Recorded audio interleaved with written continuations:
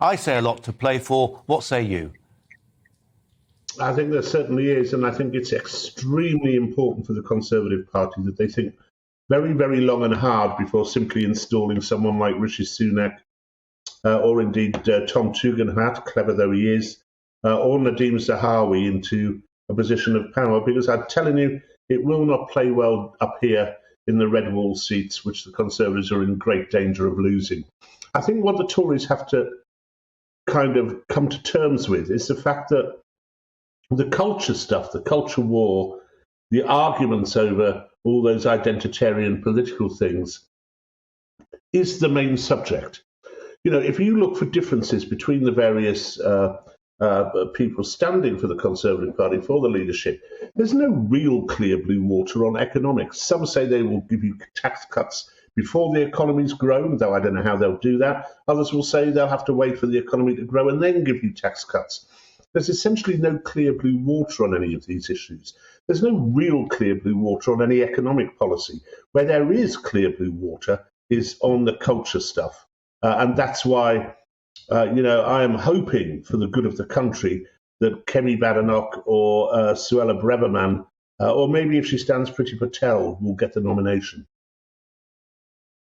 You know, that great big portmanteau word of words, culture war. You include Brexit in that, don't you? That's not a sort of separate political subject. That is absolutely front and centre of the culture wars. It's front and central of the country of the culture wars up here, though I think it's obviously receded a little in the public imagination to what the position was, 3 or 4 years ago. No, I'm talking about particularly the way in which we teach our kids about sex education in schools, the obsession with gender politics and transgender politics, the obsession with race, the obsession with doing down our country on decolonizing and so on.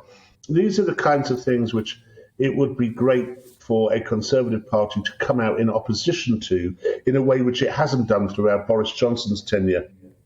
And there we have, a brilliant candidate like Kemi Badenoch who actually could do that.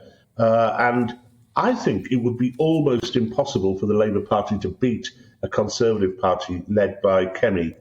A young, very clever, very sharp, very confident young woman who comes from an ethnic background and who has fought her way up to becoming a potential leader of the Conservative Party. That's something the Labour Party's never been able to do anything like that. The Labour Party looks at black and Asian people and indeed women as being kind of needy clients, but never lets them actually run the whole affair.